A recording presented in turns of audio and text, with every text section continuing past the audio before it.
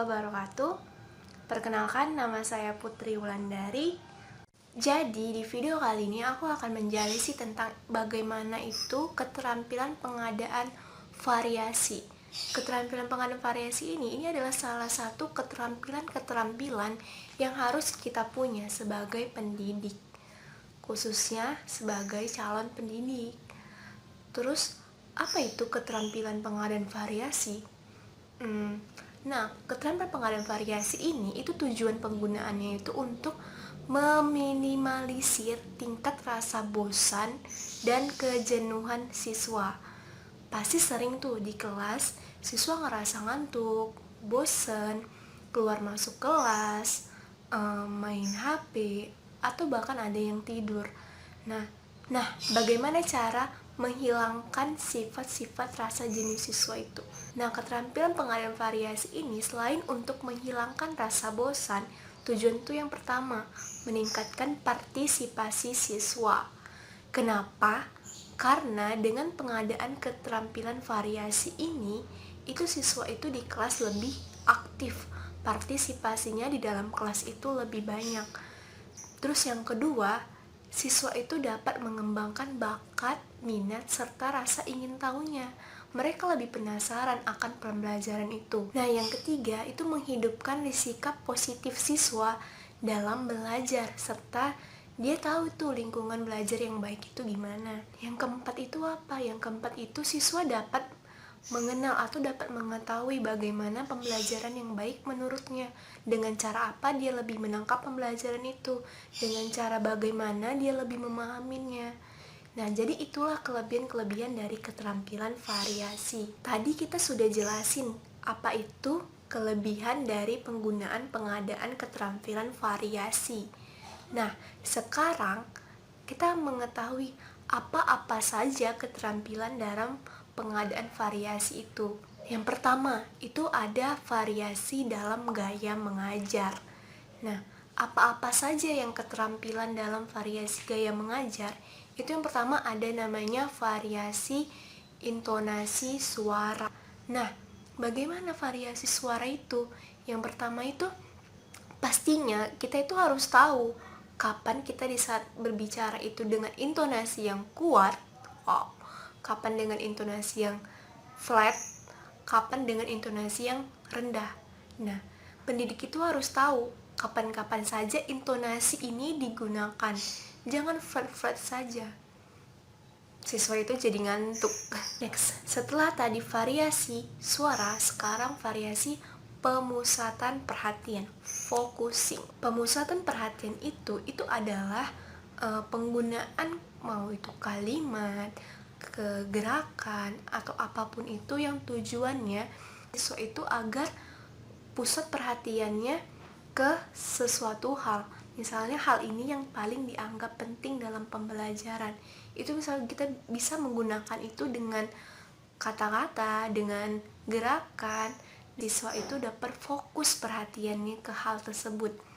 Nah, di dalam pemusatan perhatian ini itu ada namanya lagi verbal focusing. Verbal itu apa? Jadi verbal focusing itu adalah pemusatan perhatian dengan kata-kata. Contohnya kayak gini. Baik anak-anak, coba dengarkan. Amati dulu baik-baik gambar ini. Periksalah gambar ini dengan seksama. Nah, itu adalah contoh dari verbal focusing. Jadi pusat perhatian siswa itu dapat terarah dengan cara kita memberikan kata-kata. Coba dengarkan.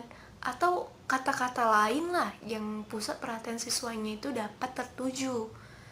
Next, setelah verbal focusing itu ada apa? Next, selanjutnya itu ada gesture focusing. Jadi di gesture focusing ini itu memusatkan perhatian siswa dengan gerakan.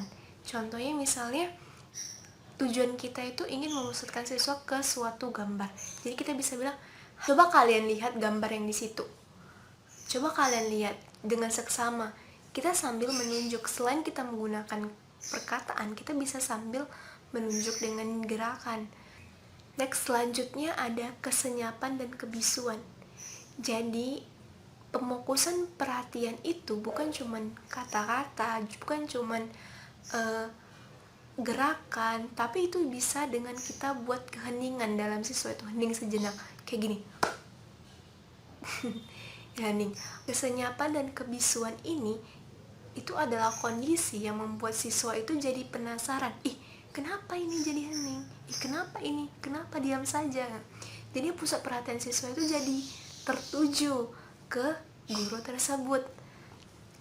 Next, selanjutnya itu ada mengadakan kontak pandang dengan gerak. Jadi guru dalam mengajar itu bukan hanya diam di kursi duduk menjelaskan, oh no, tapi guru itu harus berjalan menjelajahi kelas. Bisa itu dari posisi depan ke belakang, atau dari samping ke samping lagi. Pokoknya jangan monoton gerakan guru itu. Terus tuh tatapan mata itu harus mampu menatap siswa. Dengan begitu siswa jadi ngerasa, oh guru lagi menjelaskan, baiklah aku dengarkan.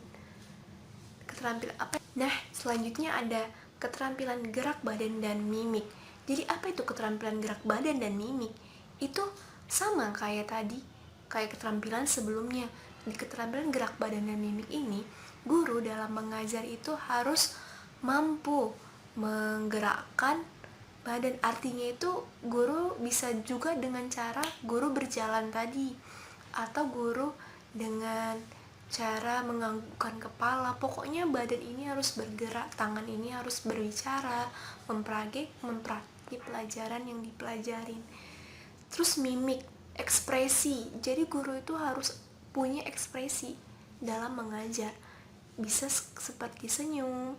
Jadi sosok seorang guru itu harus mampu melihat kondisi kelas. Jangan datang-datang ke kelas langsung cemberut. Siswa pun jadi enggan untuk belajar. Next, keterampilan selanjutnya itu ada keterampilan posisi guru dalam kelas. Nah, apa-apa aja pergantian posisi guru dalam kelas ini sebenarnya menyangkut juga keterampilan sebelumnya. Itu seperti hal-halnya itu, posisi guru itu jangan monoton. Jangan dia duduk saja menerangkan, membuka laptop, PowerPoint, ditampilkannya, menjelaskan. Siswa jadi tidak merasa adanya rasa keterdekatan antara guru dan siswa. Jadi bagaimana sebaiknya? Nah, yang pertama itu jangan biasakan kita menjelaskan dengan cara memondar-mandir sambil berjalan. Berjalan boleh, tapi itu kalau bisa jangan sambil menjelaskan. Nah, terus yang kedua, jangan biasakan menulis sambil menjelaskan dengan cara menghadap papan tulis dan membelakangi siswa. Tips yang ketiga, usahakan arah pandang itu menjelajahi ke seluruh kelas. Nah, tips yang keempat itu ada, jika ada murid yang bertanya dan menjawab, kita usahakan menjauhinya. Lah, kenapa dijauhin? Nah, yang kenapa dijauhin itu karena agar si pertanyaan atau menjawab ini itu dapat mengeluarkan suaranya dengan keras, dan siswa lain yang sedang belajar itu dapat mengikuti pembelajaran tersebut juga. Yang kelima, itu bergeraklah perlahan-lahan mengelilingi kelas. Bisa itu dengan ke belakang atau ke depan kelas, bisa ke samping kelas. Pokoknya intinya setiap kelas itu harus dijelajahin, harus kita adakan observasi. Karena apa? Agar kita tahu bagaimana perilaku siswa itu di dalam kelas. Nah, itulah ada 5 tips dalam keterampilan variasi khusus dalam pergantian posisi guru di dalam kelas. Next, selanjutnya keterampilan variasi itu ada apa lagi? Selanjutnya itu ada variasi dalam penggunaan media dan alat serta bahan ajar. Nah, apa-apa aja itu bisa. Yang pertama itu kita bisa menggunakan media yang dapat dilihat. Contohnya seperti kita menggunakan PowerPoint. Nah, selanjutnya itu ada variasi alat atau bahan yang dapat didengar. Contohnya itu apa?